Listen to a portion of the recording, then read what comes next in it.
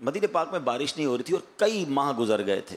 तो नबी पाक अलैहिस्सलाम जुम्मे का खुतबा दे रहे हैं, एक सहाबी खड़े हो गए, कहते हैं या रसूल अल्लाह सल्लल्लाहु अलैहि वसल्लम, बारिश नहीं हो रही है, हमारे मवेशी भी प्यासे हैं, हमारे खेत भी सूख गए हैं, या रसूलल्लाह अनाज भी नहीं है, करम फरमाइए, दुआ कीजिए बारिश हो जाए। सरकार दो आलम अलैहिस्सलाम ने हाथ उठाए और अल्लाह की बारगाह में दुआ करना शुरू की। अच्छा, रावी कहते हैं, जो हदीस के रावी हैं, कि उस वक्त मदीना पाक में एक भी बादल का टुकड़ा नहीं था, बिल्कुल क्लीन स्काई, यानी आज के लफ्ज़ों में कहें कि फोरकास्ट में भी बारिश नहीं थी, हैं, बिल्कुल क्लीन स्काई है। मगर नबी पाक ने दुआ फरमाई। ऐसा नहीं हुआ कि दुआ के 2 घंटे 4 घंटे बाद बारिश हुई, ड्यूरिंग दैट दुआ बड़े बड़े बादल आना शुरू हुए। रावी कहते पहाड़ जैसे बादल आना शुरू हुए। अभी प्यारे आका मिंबर से उतरे नहीं कि मूसलाधार बारिश शुरू हो गई। अच्छा, इतनी बारिश हुई कि नबी पाक जब मिंबर से उतर कर नमाज के लिए तशरीफ़ लाए ना, तो आप अलैहिस्सलाम की दाढ़ी मुबारक से भी बारिश के कतरे टपक रहे थे, यानी इतनी बारिश। अच्छा, जुम्मे की नमाज तो हो गई मगर बारिश ना रुकी, पूरा दिन बारिश, सैटरडे बारिश, संडे बारिश, मंडे बारिश, ट्यूसडे, वेडनेसडे, थर्सडे, अगला फ्राइडे दोबारा जुम्मा आ गया, बारिश रुकने का नाम ना ले। रावी कहते प्यारे आका फिर जुम्मा पढ़ाने खड़े हुए, शायद वही साहबी या कोई और साहबी खड़े हो गए, कहते हुजूर करम कीजिए, बारिश रुकवाइए, हमारे घर डूबने लग गए, हमारे खेतों में पानी भर गया, या रसूल अल्लाह करम फरमाइए। अब जरा मैं रुक जाता हूं, ठीक है, अब एक सवाल क्रिएट करना चाहता हूं। बारिश बरसाने वाली ज़ात तो रब की ज़ात है ना, हैं, और वो सारे सहाबा थे जो जुम्मा पढ़ने आए थे, मुसलमान थे, जब भी तो जुम्मा पढ़ने आए थे, नबी के पाक के साथी थे, वो अल्लाह की बारगाह में दुआ कर लेते हैं। ट्राई टू अंडरस्टैंड सहाबा का अकीदा और बिलीव क्या था। अगेन दिस इज हदीस फ्रॉम बुखारी शरीफ।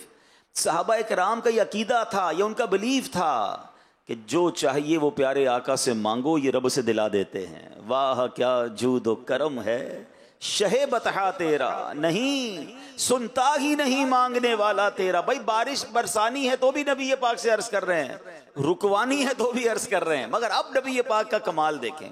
प्यारे आका हाथ उठाकर दुआ फरमा सकते थे कि या अल्लाह बारिश को रोक दे, नहीं, अल्लाह के नबी अलैहिस्सलाम ने अपनी उंगली का इशारा फरमाया। हदीस के अल्फाज है, पूरे मदीने पे बारिश बरस रही है, क्लाउडी वेदर है, और नबी पाक अपने हाथ से इशारे से फरमा रहे हैं अल्लाहुम्मा हवालैना वला अलैना, ए अल्लाह हम पर बारिश न बरसे, हमारे अतराफ में बरसती रहे।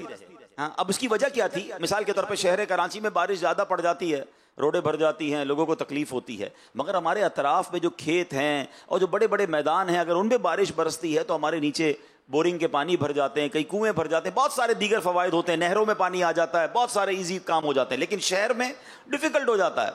तो नबी पाक की अथॉरिटी देखें, अल्लाह के हबीब अर्ज करते हैं अल्लाहुम्मा हवालैना वला अलैना। रावी कहते हैं जिधर जिधर हाथ का इशारा फरमाते गए बादल कटता गया, है, बादल दूर होता गया, मदीना प्याले की तरह हो गया। मदीना मुनव्वरा के ऊपर आसमान क्लीन है, और मदीने के बाहर से जो लोग आते बताते बाहर अभी भी बारिश हो रही है। और सुभान अल्लाह। तो नबी पाक अलैहिस्सलाम की अथॉरिटी, अल्लाह के हबीब अलैहिस्सलाम को रब ने कैसा इख्तियार दिया कि ज़मीन पर तो इख्तियार था, मेरे आका इशारा फरमाएं तो बादल कट जाता है, बारिश बरस जाती है, सूरज पलट आता है, चांद 2 टुकड़े हो जाते हैं। सुभान अल्लाह। मेरे आका अलैहिस्सलाम ऐसा मौजज़ा दिखाएं और आला हज़रत का कलम खामोश रह जाए, ये हो नहीं सकता। बरेली के ताजदार तो कमाल पता है क्या करते हैं, आला हज़रत से बहुत सारी वजूहात की वजह से प्यार है, मगर आप एक और कमाल पता है क्या करते हैं, नबी पाक की शान बयान करते हैं और साथ साथ अपनी रिक्वेस्ट भी लगा देते हैं। हाँ, ये बड़ा खूबसूरत अंदाज है। सखी के बच्चों की खैर हो, मेरी झोली भी भर दो। भिखारी भी यही करता है ना, पहले हमारी दुआ देता है, आखिर में अपनी रिक्वेस्ट भी लगाता है। आला हजरत का आप हमेशा देखें, हैं, चमक तुझसे पाते हैं सब पाने वाले, हैं, आका आपकी शान ऐसी है कि सब चमक पा रहे हैं। आगे क्या कहा, मेरा दिल भी चमका दे चमकाने वाले। सुभान अल्लाह, what a beautiful way to request in the court of रसूल पाक अलैहिस्सलाम। अब यहाँ क्या कहा आला हजरत ने, कहते आका जिनको सूए आसमां फैला के जल थल भर दिए। या रसूल अल्लाह, आपके हाथ तो वो हैं जब आप आसमानों की तरफ उठाएं तो जल थल भर देते हैं, आपकी दुआ कबूल होती है, बारिश बरस जाती है। जिनको सूए आसमां फैला के जल थल भर दिए, सदका उन हाथों का प्यारे हमको भी दरकार है। हुजूर उन हाथों से हमें भी कुछ खैरात दे दीजिए, उन हाथों से हम पर भी निगाह इनात फरमाइए। सुभान अल्लाह। अल्लाह सैयदी आला हज़रत के इश्क़ रसूल के सदके हमें भी इश्क़ रसूल की खैरात अता फरमाए। आज मैं इंशाअल्लाह एक वाक़या बयान करता हूँ, और ये वाक़या कुरान मजीद फुरकान हमीद में है। अच्छा, इस वाक़े को बयान करने की मेरी दो नीयतें हैं। एक नीयत तो ये है कि इससे ये रियलाइजेशन हो कि कुरान मजीद फुरकान हमीद में क्या कुछ मौजूद है हमारे लिए। अनफॉर्चुनेटली हमें बहुत सारी नॉलेज होती है, मगर रब के कलाम में हमारे लिए क्या क्या मौजूद है और कैसे कैसे हिस्टोरिकल वाक़यात है। ये वाक़यात क्यों बयान किए गए? आप क्या करते हैं? आप रिसर्च क्यों पढ़ते हैं? आप बड़ी बड़ी किताबें इसलिए पढ़ते हैं कि जो लोगों ने पहले किसी चीज़ पे रिसर्च कर ली, अब उस रिसर्च से हम फ़ायदा उठाएं।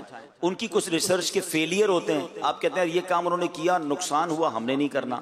अक्लमंद आदमी वही होता है जो पिछलों के तजर्बात से फ़ायदा उठाता है। आपकी अंग्रेजी में बड़ा प्यारा एक मकूला है, do not try to invent wheel again. दोबारा जो है वो पहिया ईजाद करने की कोशिश मत करो, वो ईजाद हो गया, पहिए से कुछ बनाना शुरू करो। हैं, अब किसी ने कुछ कर लिया और उससे उसने लॉस कर लिया, तो तुम तो मत करो ना। सुभान अल्लाह। कुरान मजीद फुरकान हमीद में पिछली कौमों के वाक़यात को बयान करने की एक वजह भी यही बयान की गई कि ताकि पिछली कौमों ने जो मिस्टेक्स की, जो अल्लाह की नाफरमानियां की, जो गलत काम किए, उसका जो खुमियाजा उन्होंने भुगता, जो अजाब आए, जो पनिशमेंट्स हुई, सुभान अल्लाह, मेरे महबूब की उम्मत वो काम ना करे। इट मीन्स कुरान हमारे लिए खूबसूरत गाइडलाइन है, मगर बात यह कि पढ़े तो सही ना। हम में से बहुत सारे लोग वो मिस्टेक्स आज कर रहे हैं क्योंकि कुरान नहीं पढ़ा, और बाज़ औक़ात दुनिया में उसके वो नुकसान भी देख रहे होते हैं। अब मैं बात करूंगा एक ऐसी कौम का और एक ऐसे गार्डन का कि जिसका तसव्वुर करें, इमेजिनेशन करें तो अकल हैरान हो जाती है। सुभान अल्लाह।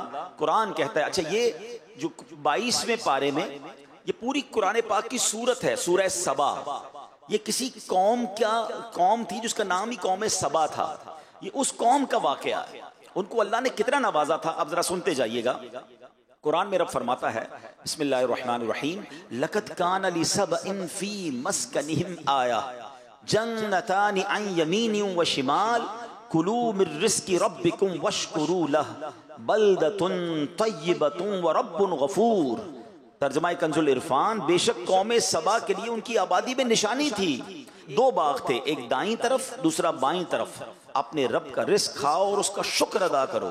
पाकीज़ा शहर है और बख्शने वाला रब। अल्लाह अकबर। ये कैसी कौम थी? अल्लाह करीम ने, याद रहे, सबा अरब के इलाके यमन की हुदूद में वाक़ एक कबीले का नाम था, ये ट्राइब का नाम था। और ये कबीला अपने दादा सबा बिन यशजुब बिन यारुब बिन कहतान के नाम से मशहूर था। एक पर्सनैलिटी का नाम था, फिर एक कबीले का नाम पड़ गया। और सुभान अल्लाह, अब कुरान में सूरह सबा मौजूद है। हज़रत अब्दुल्लाह इब्न अब्बास रज़ियल्लाहु तआला अन्हु फरमाते हैं कि रसूलुल्लाह सल्लल्लाहु अलैहि वसल्लम से सवाल किया गया कि सबा किसी मर्द का नाम है, औरत का, या किसी सरजमीन का नाम है? सरकार दो आलम सल्लल्लाहु अलैहि वसल्लम ने फरमाया कि सबा एक मर्द था, उसके 10 बेटे थे, उनमें से 6 यमन में आबाद हो गए, 4 शाम में, सीरिया में चले गए। अब आयत का खुलासा क्या है? यमन के हुदूद में जब ये लोग आबाद थे, अल्लाह पाक की वहदानियत और कुदरत पर दलालत करने वाली एक निशानी ये थी कि उनके बाग में, उनके शहर मारब के दोनों तरफ कसीर बागात थे। उन बागात में फलों की कसरत थी। उन लोगों तक अंबिया किराम के जरिए ये कहा गया, अपने रब का रिज़्क़ खाओ, इंजॉय करो अपनी लाइफ को, मगर अल्लाह की इबादत करो, अल्लाह का शुक्र बजा लाओ। तुम्हारा शहर पाकीज़ा है, जिसमें लतीफ़ आबो हवा है, साफ सुथरी सरजमीन है। आपको पता है वो कितनी प्योर एयर थी? मैं भी पिछले दिनों न्यूजीलैंड गया, मेरे लिए बड़ी शॉकिंग बात थी। ये ज़रूर पता था कि वहाँ की आबो हवा बड़ी अच्छी है, मगर मुझे बताया गया कि न्यूजीलैंड की हवा जो है, या फिजी की जो हवा है, वो बाकायदा केन्स में पैक करके कई मुल्कों को एक्सपोर्ट की जाती है।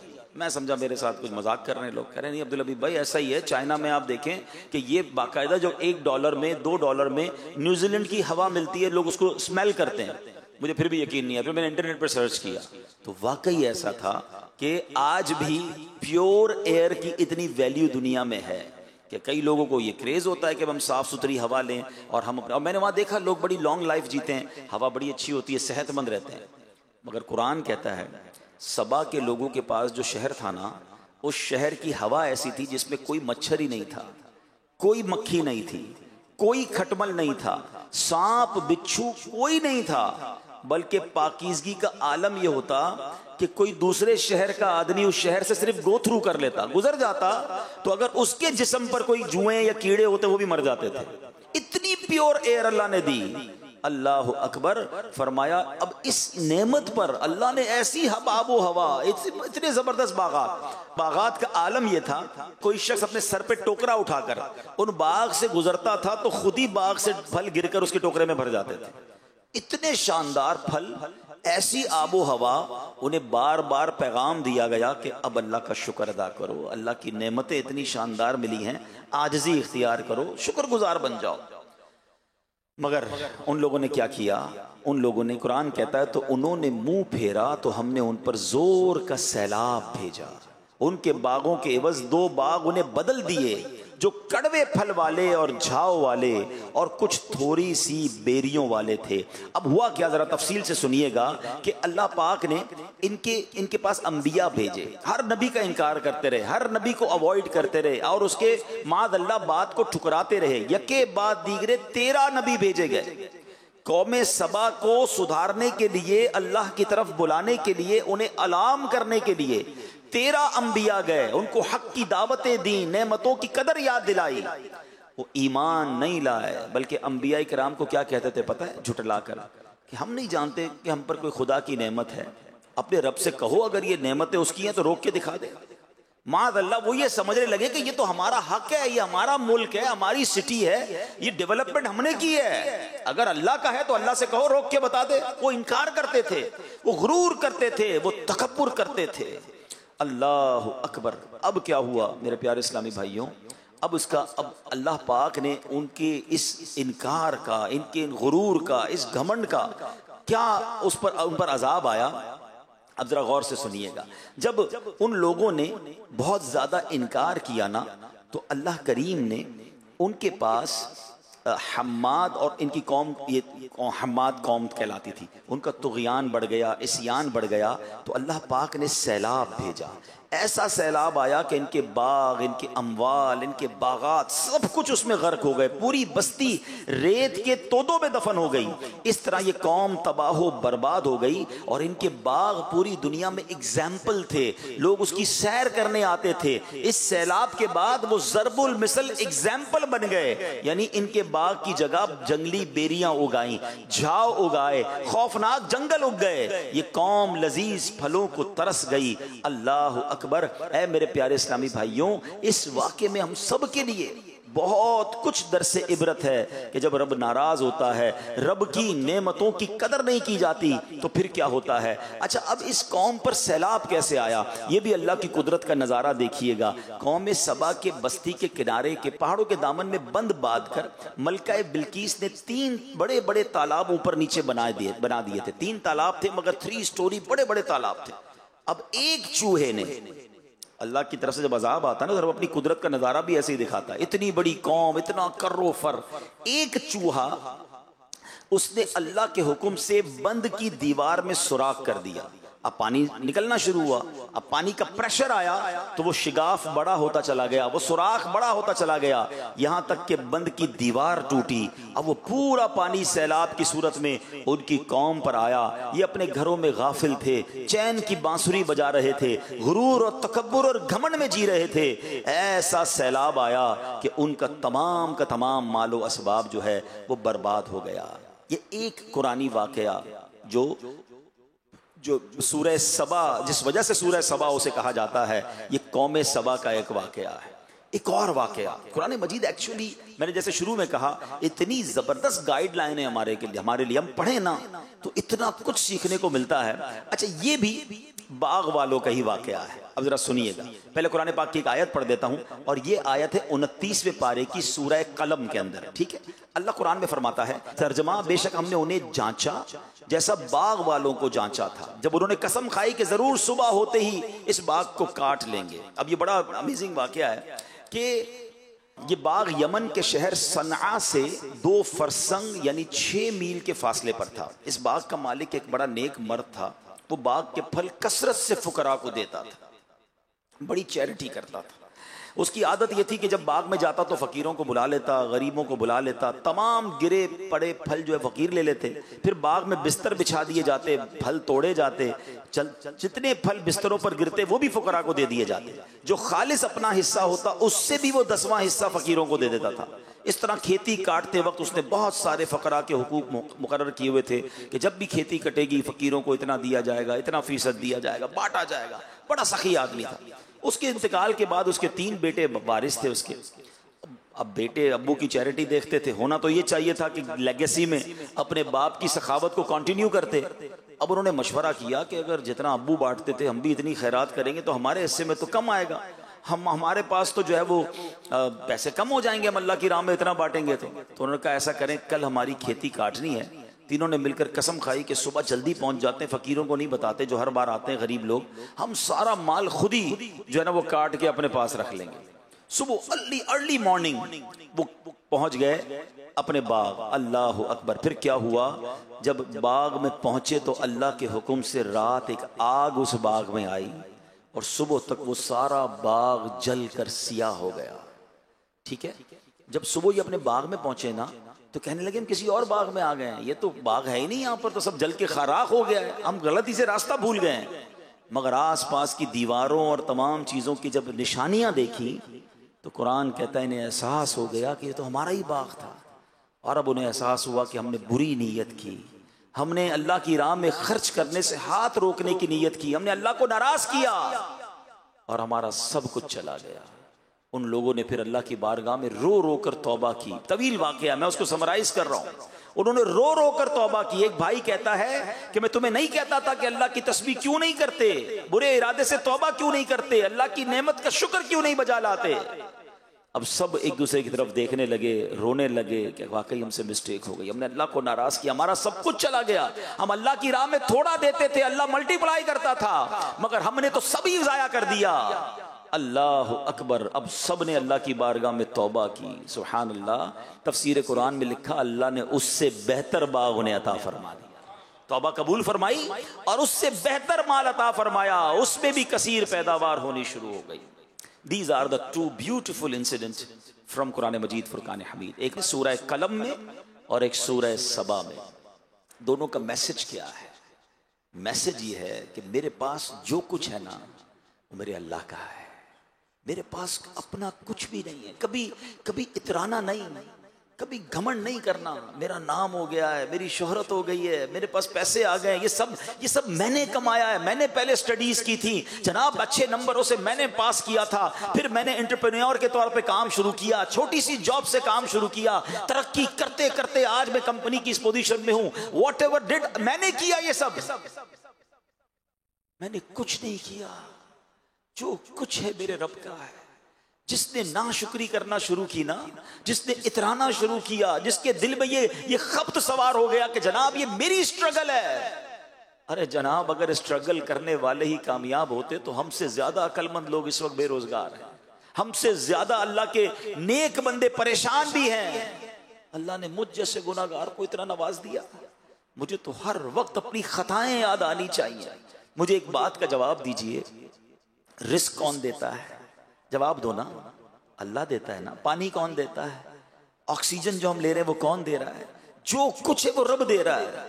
मुझे बताएं, अगर आपकी ऑफिस में आप जहां भी जॉब करते हैं, कोई बंदा आपके सीईओ या डायरेक्टर या एचओडी की बात ना माने, जब भी वो कोई बात करे उसका उल्टा का जवाब दे, ऑलवेज वो बात का उल्टा काम करे, रोज मिस्टेक्स करे, क्या जो बाउंटीज, जो फैसिलिटीज जो उसको कंपनी में हासिल है वो बाकी रहेंगी? बंदा कहेगा ठीक है, जब आप कंपनी के लिए काम ही नहीं कर रहे तो आपकी जॉब खत्म, अपनी गाड़ी वापस करें, अपनी फैसिलिटीज वापस करें, तमाम प्रिविलेजेस खत्म कर दिए जाते हैं, बिकॉज आप कंपनी के रूल को फॉलो नहीं कर रहे, अपने हेड को जवाब नहीं दे रहे। मुझे एक बात बताएं, मैं सुबह और शाम अल्लाह की नाफरमानियां कर रहा हूं, वो तो मुझसे खाना नहीं रोक रहा, वो तो मुझसे ऑक्सीजन नहीं रोक रहा है। होना क्या चाहिए था? लॉजिक क्या कहती है? मेरी आंखें हराम देखती, अल्लाह की नाफरमानी करती, मैं अंधा कर दिया जाता, क्योंकि अल्लाह ने आंख दी थी ना। बट ए मेरे बंदे, मैंने आंख दी अपनी फरमाबरदारी के लिए, तू इन आंखों से गुनाह कर रहा है, रोशनी खत्म नहीं होता। हराम सुनता तो बहरा कर दिया जाता, हराम बोलता तो गूंगा कर दिया जाता, ये हाथ हराम के लिए उठते तो गिर जाते, ये पैर हराम के लिए चलते तो मैं लगड़ा हो जाता।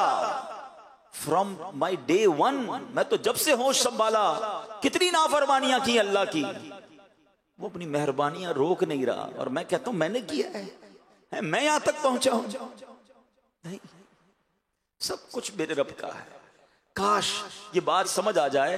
एक कुरान पाक की मैं आयत का जुज पढ़ रहा था, अल्लाह अकबर, अगर ये बात समझ आ जाए ना, सुभान अल्लाह सुभान अल्लाह। कुरान मजीद में अल्लाह करीम ने खुद फरमाया है, और काश ये बात हमारे दिल में उतर जाए कि सब कुछ हमारे रब का है, जो कुछ है वो हमारे मालिक का है। अल्लाह करे कि ये बात हम समझ लें तो फिर इंशाअल्लाह चीज़ें समझना शुरू हो जाएंगी। तो ऐ मेरे प्यारे इस्लामी भाइयों, हमें अपनी इन तमाम बातों को समझना भी है और आइंदा इतराना नहीं है, शुक्रगुजार बनना है। अगर आप चाहते हैं ना कि आपकी मेरी इज्जतों में तरक्की हो जाए, सुभान अल्लाह, कुरान में अल्लाह फरमाता है अल वलायतु लिल्लाहिल हक।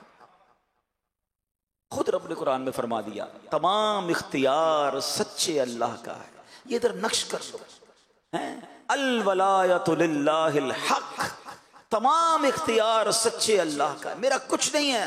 वो पंजाबी शायर कहते हैं ना, जे चावे ते राह जांदे नू तख्त अता फरमावे, जे चावे ते राह जांदे नू तख्त अता फरमावे, जे चावे ते शाह कोलू दर दर खैर मंगावे।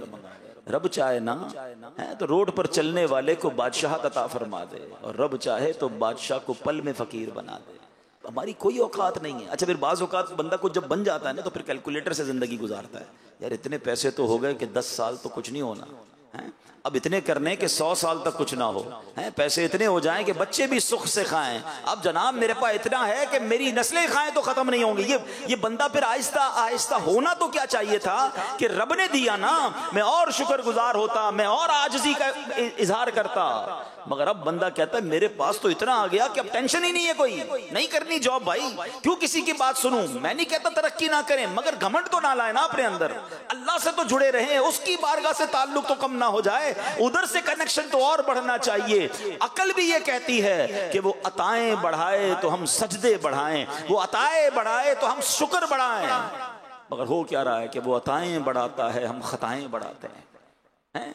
जब अब पैसे थोड़े थे, मकाम छोटा था, जॉब छोटी थी, तो गुनाह भी थोड़े थे। जैसे जैसे जनाब तरक्की होती गई, काश नेकियों में तरक्की होती, गुनाहों में तरक्की होने लगी। भाई मैं तो इंतजार में था यार, इतने पैसे आएंगे तो ये वाली अय्याशी करनी है, ये वाला काम हो जाए तो ये वाला गुनाह करना है। ये क्या कर रहे हैं हम?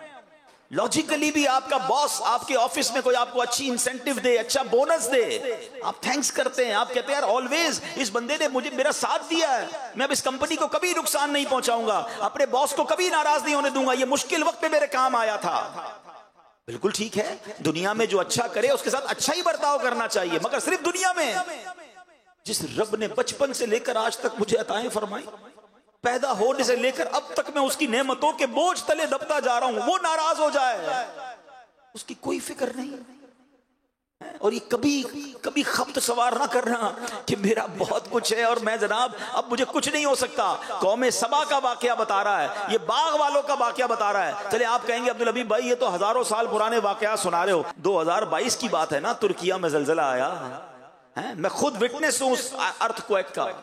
40 सेकंड 40 सेकंड के अंदर क्या हुआ, अरबपति लोग रोड पे आ गए, फैक्ट्रियां तबाह हो गई विद इन 40 सेकंड्स, बिल्डिंगें गिर गई। मैंने एक रात गुजारी है, मैंने जिंदगी में बहुत ट्रेवल किया है, ये वक्त नहीं है इस पर बात करने का, मगर मैं उस रात को नहीं भूलता हूं। वो रात मैंने हताई सिटी है तुर्किया की, मैंने वो रात वहां गुजारी। दैट वाज मेरी जिंदगी की मुश्किल तरीन रात थी।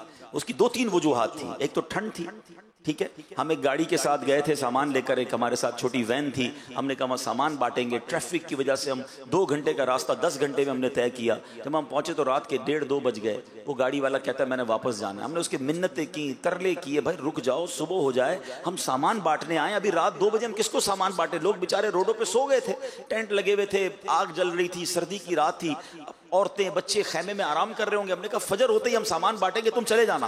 उसने कहा नहीं मुझे जाना है। बहरहाल हम क्या करते, परदेश था, सारा सामान उसने रोड पे उतार दिया, वो वापस चला गया। अब सामान था, हम थे और हमारे पास एक गाड़ी थी। अब सर्दी की रात, और मैं सोचता रहा, मैं यकीन करें बहुत रोया, बहुत रोया। मैंने कहा या अल्लाह मुझसे एक रात नहीं गुजर रही, ये पूरा शहर इस वक्त रोड पे है, मैं तो आज सुबह होगी सामान बांटूंगा वापस चला जाऊंगा, यही रातें सारी पता नहीं कब तक गुजारेंगे। आज मुझे 1 महीना पहले, 1 साल के बाद, अभी 15 दिन पहले मुझे वीडियो आई कि वही शहर अब पूरा ग्राउंड हो चुका है। उन्होंने 6000 बिल्डिंगें सब जीरो कर दी हैं, अब बिल्डिंगें बनने जा रही हैं। इसका मतलब 1-1.5 साल से वो लोग रोड पे ही है ना, या खेमे में हैं, या पता नहीं किसी रिश्तेदार के घर रह रहे। आप यकीन करें सामने बिल्डिंगें गिरी नहीं थी, बिल्डिंगें 25, 50, 100 बिल्डिंगें गिरी थी, बाकी सारी बिल्डिंगें खड़ी थी। लेकिन लोग रोड पे बैठे थे, अंदर जाने की हिम्मत नहीं थी, क्योंकि हर चंद मिनट के बाद, हर थोड़ी देर के बाद एक और आफ्टर शॉक आता था, एक कोई ना कोई बिल्डिंग गिर जाती थी। अब ऐलान ये था कि कोई बिल्डिंग के अंदर नहीं जाएगा। गर्म कपड़े मौजूद थे, खाने का सामान मौजूद था, बच्चों का दूध मौजूद था, बट नोबडी हैव करेज ही नहीं थी कि बिल्डिंग में जाएं और अपना सामान लेकर आएं। नीचे रोड पे सब लोग बैठे थे, बच्चे बैठे थे, औरतें बैठी थी। मैं सोचने लगा या अल्लाह, थोड़ी देर पहले ये सब घर वाले थे, थोड़ी देर बाद ये सब रोड पर आ गए। समझो इस बात को, मिनट नहीं लगेगा, रब चाहे ना सब वापस जा सकता है। तो फिर किस बात का इतराना है, फिर किस बात का घमंड है, ये मैंने किया है, ये मैंने किया। मैंने कुछ नहीं किया है, मैंने कुछ नहीं किया है। जो दिया है मेरे रब ने दिया, और ये उसका एहसान है। मैं काबिल भी नहीं हूं। यकीन जाने हमारे गुनाह इतने हैं कि हमें तो खाना भी ना मिले, पानी भी ना मिले, ऑक्सीजन भी ना मिले। इतने बड़े नाफरमान को कोई इज्जत देता है, इतने बड़े नाफरमान को कोई रिस्क देता है, सब उसकी मेहरबानी है। और सुभान अल्लाह, जो इसको मान लेता है ना, जो इसको एक्सेप्ट कर लेता है, सुभान अल्लाह। सच बताओ, हमें कोई नेमत दे, कोई तोहफा दे, हम उसका शुक्रिया अदा करें, हमने कोई कमाल नहीं किया, अरे उसकी मेहरबानी थी। मगर इस रब की शान देखो कि अगर कोई मान लेना कि मौला तेरी मेहरबानी है, तेरा शुक्र है, फिर वो कुरान में एक और इनाम का ऐलान फरमाता है, ला इन शकरतुम लअज़ीदन्नकुम। मेरा शुक्र अदा करो, मैं तुम्हें और अता करूंगा। मेरा शुक्र अदा करो, मैं तुम्हें और अता करूंगा। इट मीन्स अगर हम इसमें मल्टीप्लिकेशन चाहते हैं कि मेरी इज्जत बढ़ती रहे, मेरी शोहरत बढ़ती रहे, मेरी दौलत बढ़ती रहे, मेरी नेमतें बढ़ती रहे, फॉर्मूला एक ही है कि दोस्ती कर लो अल्लाह से, एहसान मानो उसका, शुक्र अदा करना शुरू कर दे। हाँ, और जो शुक्र नहीं करते ना, हजरत हसन बसरी रहमतुल्लाह तआला फरमाते हैं कि जो बंदा अल्लाह की नेमत का शुक्र अदा नहीं करता ना, तो अल्लाह करीम उसी नेमत को अजाब बना देता है। अब ये बड़ी अजीब बात है कि नेमत अजाब कैसे बन सकती है। मैंने जब ये रिवायत पढ़ी तो मैं सोचने लगा कि नेमत अजाब कैसे बन सकती है। हाँ, नेमत अजाब बनती है। पैसा नेमत है ना, हर बंदा दुआ करता है अल्लाह माल में बरकत दे, मगर हमने देखा कि कुछ लोगों के पास माल नहीं था, वेरी वेरी इजी लाइफ गुजार रहे थे, मजे में थे, थोड़ी बहुत डिफिकल्टी थी पैसा ना होने की वजह से, मगर जब माल आया ना, उनकी लाइफ ही बदल गई, टेंशन ही बढ़ गई हैं। पैसे वाले तो हो गए, सुकून चला गया है, कोई माल छीन के चला गया, कोई कब्जा कर लिया, माल ने किडनैप कर लिया गया। अरे माल आया तो परेशान हो गया। कहीं ऐसा तो नहीं कि माल मिला तो नाशुक्री करना शुरू कर दी, माल ही अजाब बना दिया गया। ज़ौजा वाइफ बड़ी नेमत है, कई लोग दुआ करते हैं, अच्छी बात है, अच्छी बीवी वाकई अल्लाह की बहुत बड़ी नेमत है। मगर हमने देखा कई लोगों की शादी से पहले लाइफ ठीक थी, मगर शादी के बाद ऐसा हुआ कि पूरी जिंदगी बर्बाद होकर रह गई। क्या हुआ? कहीं ऐसा तो नहीं कि शादी करते वक्त अल्लाह की नाशुक्री कर ली थी, यही बीवी, यही रिश्ता अजाब बना दिया गया। औलाद कितनी बड़ी नेमत है, दुआ करता है बंदा जो बे औलाद होता है, मगर हमने देखा कि कई औलाद, बच्चा हुआ, बड़ा हुआ, बाप को ही मार के घर से निकाल दिया। ऐसा बेटा मिला कि बाप को ही जलील करके रख दिया। अरे औलाद अजाब बन गई। इट मीन्स वो रब की कुदरत है, नेमत दे, सुभान अल्लाह, शुक्र करना, वरना कहीं ये नेमत छीन ना ली जाए या इसी नेमत को हमारे लिए तकलीफ का बाइस ना बना दिया जाए। तो है मेरे प्यारे इस्लामी भाई, हमें जिंदगी अब गुजारनी है, जितनी रह गई है शुक्र में गुजारनी है। हाँ, अल्लाह की फरमाबरदारी में गुजारनी है। अब आते हैं शुक्र है क्या। अब ये तो शायद अंडरस्टैंड कर लिया होगा सबने कि हाँ यार शुक्र गुजार बनना है। अच्छा, अब शुक्र की भी डेफिनेशन समझनी जरूरी है। हम समझते हैं कि जनाब तस्बीह पकड़ी, अल्हम्दुलिल्लाह अल्हम्दुलिल्लाह, या अल्लाह तेरा शुक्र, या अल्लाह तेरा शुक्र, ये शुक्र है। यकीनन this is the one way. एक तरीका जरूर है कि जबान से अल्लाह ताला का शुक्र अदा किया जाए। मगर मैं आपको एक लॉजिकली बात समझाना चाहता हूँ। किसी बाप का कोई बेटा हो और वो कहे कि जनाब मुझे अपने वालिद साहब से बड़ी मोहब्बत है, वालिद साहब के बेटा जल्दी घर आ जाना, अब्बा घर पे जल्दी नहीं आऊँगा, आपसे मोहब्बत बड़ी है बेटा ये वाला काम कर दो, मैंने काम नहीं करना है, आपसे मोहब्बत बड़ी है बेटा ये कब कर दो, ये काम मत करना, करना मैंने यही काम है, मगर आपसे मोहब्बत बड़ी है। आप कहेंगे यार मजाक हो रहा है, जबान से कही जा रहा है मोहब्बत बड़ी है, बात एक नहीं मान रहा। बात समझ रहे मेरी? यानी ये कैसी मोहब्बत है कि जबान से जारी है, अमल उसके खिलाफ है। तो अब आपने और मैंने सोचना है कि हम जबान से कह रहे हैं, हम जबान से कह रहे हैं कि या अल्लाह तेरा शुक्र, या अल्लाह तेरा शुक्र, और अल्लाह की बात कोई नहीं माननी है।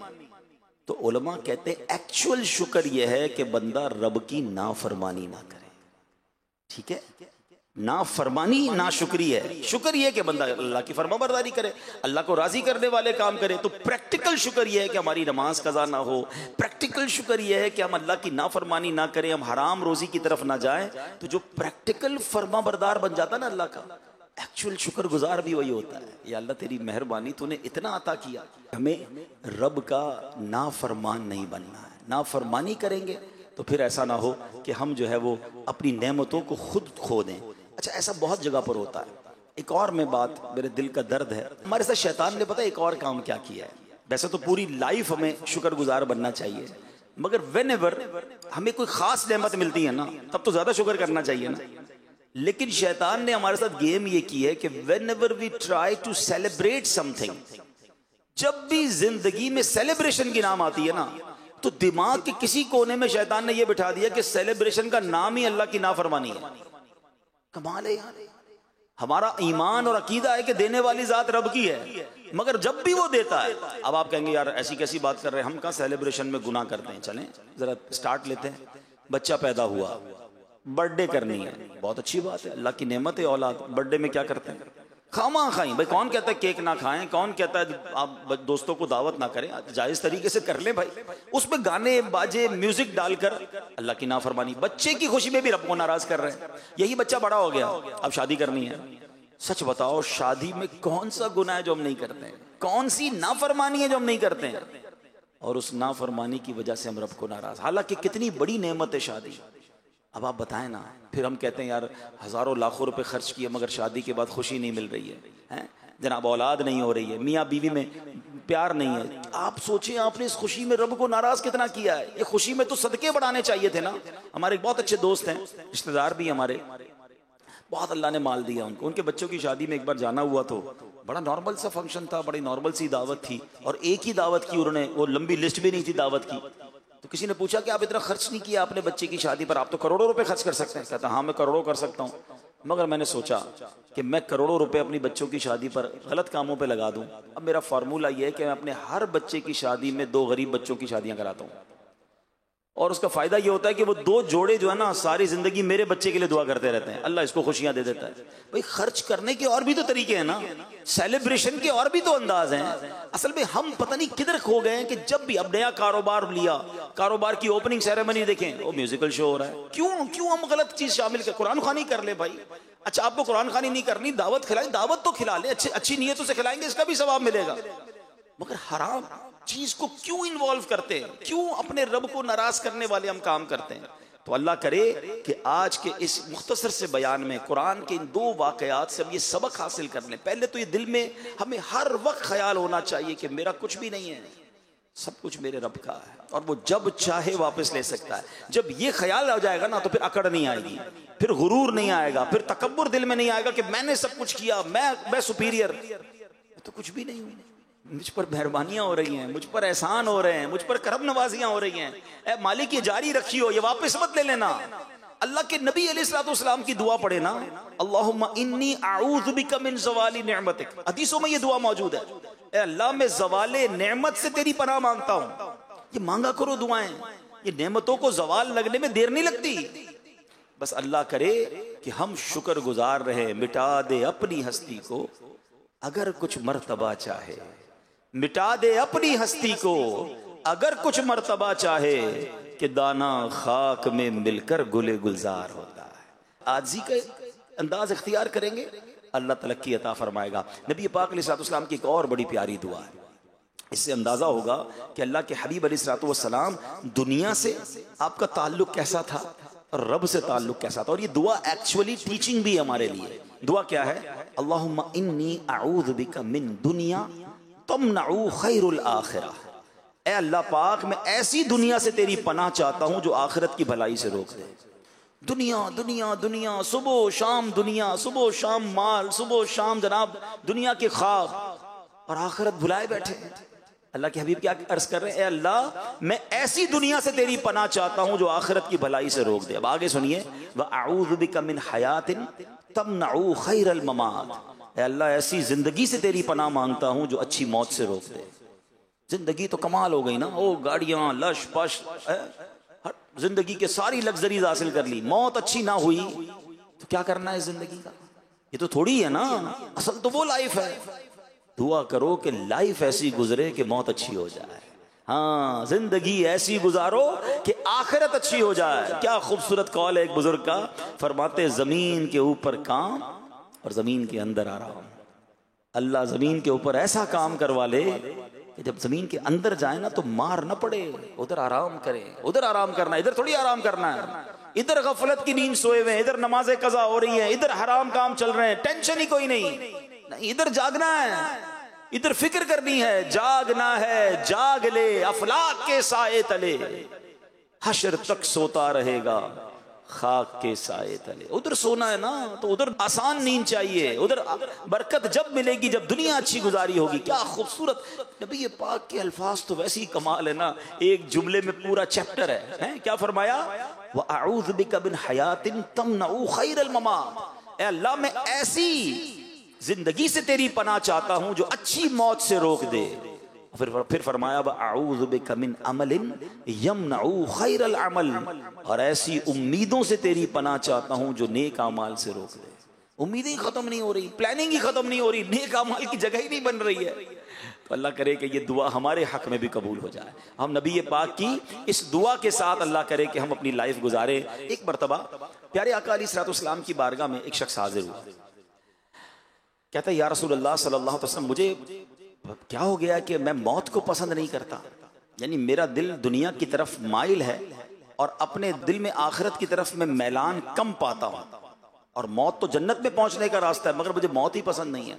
अच्छा, ऐसे हम में से भी बहुत सारे लोग होंगे, जब भी मौत की बात आती है डर जाते हैं, खौफ मुब्तला हो जाते हैं, आखिरत की बात ना करो, मरने की बात ना करो। कहता हुजूर, मुझे पता है जन्नत में जाने का रास्ता ही मौत है, मौत आएगी तो जन्नत में जाऊंगा ना, मगर मेरा दिल उस तरफ नहीं खिंचता है, मुझे मैलान नहीं है, मुझे मजा नहीं आता। सुभान अल्लाह, नबी पाक ने जो फार्मूला दिया है ना, वही समझ ले आज मेरे पूरे बयान का हासिल है। अल्लाह के हबीब अलैहिस्सलाम ने फरमाया कि क्या तुम्हारे पास माल है? अर्ज की जी हाँ या रसूलल्लाह, माल है। फरमाया अपना माल सदका खैरात करके आगे भेज दो, आखिरत की तरफ भेज दो। तो क्योंकि आदमी का दिल अपने माल के साथ होता है, अगर ये अपने माल को आगे भेज देगा ना तो अपने माल से मिलना चाहेगा, और अगर माल को पीछे छोड़ देगा तो आगे जाने का दिल ही नहीं होगा, पीछे पीछे की तरफ दिल माइल रहेगा। हदीस का खुलासा अर्ज कर रहा हूं, अब इसको जरा लॉजिकली समझिएगा। आप में से कई लोग हैं मिसाल के तौर पर जो कराची के रहने वाले हैं, लेकिन अगर आपने अपनी कोई इन्वेस्टमेंट लाहौर में की हुई है, कोई फैक्ट्री आपने डाल दी इस्लामाबाद में, अब दिल किधर है? हर थोड़े दिनों बाद इस्लामाबाद में रहता है। क्यों यार? बिजनेस तो वही है ना। इंसान का दिल उसके माल के, लोग अमेरिका चले गए, यूरोप चले, क्यों? उधर पैसा है उनका, उधर उनकी इन्वेस्टमेंट्स हैं, उधर उनकी चीजें हैं। सुभान अल्लाह, क्या नबी पाक ने जो फार्मूला समझ आ जाए ना कि बंदे का दिल उसके माल के साथ होता है। अगर आखिरत से मोहब्बत करनी है तो माल आगे भेज दो, तुम्हें टेंशन ही नहीं होगी। उधर भी मेरी प्रॉपर्टी बनी हुई है, उधर भी मेरा इंशाअल्लाह जन्नत में महल तैयार है, उधर भी मैंने अल्लाह की राह में सदका खैरात किया हुआ है, मेरी तैयारी पूरी है। सुभान अल्लाह, ये बात अगर समझ आ जाए ना कि उधर की तैयारी है कि नहीं। हजरत उमर बिन अब्दुल अजीज रदी अल्लाह तआला एक बार एक काफिले में जा रहे थे, खलीफा मरवान के साथ एक बड़ा सा काफिला था, और बड़े बड़े बादशाह भी थे, लीडर्स ऑफ द नेशन उसके साथ जा रहे थे। तो सब ने अपना अपना माल जो था ना वो आगे भेज दिया, सब ने अपना अपना माल आगे भिजवा दिया। क्योंकि माल क्यों भिजवाना होता था कि घोड़ों पे जाते थे, ऊँटों पे जाते थे, तो किसी भी शहर में जाए तो वहाँ टेंट लगाने पड़ते थे, घर बनाने पड़ते थे। तो सब ने अपने टेंट्स और अपने खादमीन भेज दिए कि जब हम ट्रेवल करके वहाँ पहुँचे तो तकलीफ ना हो। हज़रत उमर बिन अब्दुल अजीज़ ने कोई सामान नहीं भिजवाया था, जब ट्रैवल पूरा हुआ, जैसे ही वहाँ पहुंचे तो सबके कैंप्स रेडी थे, सब अपने अपने कैंपों में चले गए। हज़रत उमर बिन अब्दुल अजीज़ के पास तो कोई कैंप नहीं था। तो बादशाह को याद आया कि हज़रत उमर बिन अब्दुल अजीज़ को ढूंढो, उन्होंने तो कैंप भिजवाया नहीं था। ढूंढते ढूंढते गए तो वो किसी दरख्त के नीचे बैठ के रो रहे थे। तो पूछा गया, आप क्यों रो रहे हैं? टेंट हम दे देते हैं आपको, आप रोएं तो ना। कहते, मुझे क़यामत का दिन याद आ गया।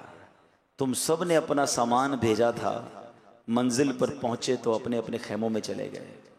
मैंने सामान भेजा नहीं था तो मैं खुले आसमान तले रह गया। अगर आखिरत में भी ऐसा ही हुआ कि जिन जिन लोगों ने अच्छे अमाल करके आगे नेकियां भेजी हैं उनको तो रिवॉर्ड मिल जाएंगे, उनको जन्नती घर मिल जाएंगे, और अगर मेरा कोई अमल ना हुआ तो मैं तो बेसरो सामान रह जाऊंगा। अल्लाह के इतने नेक बंदे होकर ऐसा फिक्र आखिरत। मगर ये वाकया हम सब के लिए कितना दर्स है। हम सब के घर हैं यहाँ पर, हम सब की चीज़ें हैं यहाँ पर, वहाँ है कि नहीं? और वहाँ ज़्यादा रहना है, कहीं वहाँ फंस ना जाए। अल्लाह करे दिल में उतर जाए मेरी बात। तो प्यारे इस्लामी भाइयों, दावत इस्लामी के प्यारे माहौल में ऐसी बातें सिखाई जाती हैं। हमें इस माहौल में बहुत कुछ आखिरत की याद दिलाई जाती है। ये इज्तिमा क्यों किए जाते हैं? दावत इस्लामी का तो खर्च होता है ना, हमें क्यों बुलाया जाता है? आपको मैसेज किए जाते हैं, आपसे फॉलो अप किया जाता है, आपको बुलाया जाता है, ये हमारे लिए बुलाया जाता है। हम इतनी देर जो यहाँ बैठे हैं गुनाह से बचे हुए हैं ना, अल्लाह रसूल का जिक्र सुन रहे हैं, कुरान की बातें सुन रहे हैं, यही वक्त काम आएंगे। और काश ये बातें दिल पे असर हो जाएं और हमें यकीन हो जाए कि जो कुछ है मेरे रब का है और अब मैंने ज़िंदगी उसी की फरमाबरदारी पे गुजार रही थी, फिर तो सुभान अल्लाह। तो इस माहौल से वाबस्ता रही है। सल्लु अलल हबीब सल्लल्लाहु अलैहि वसल्लम।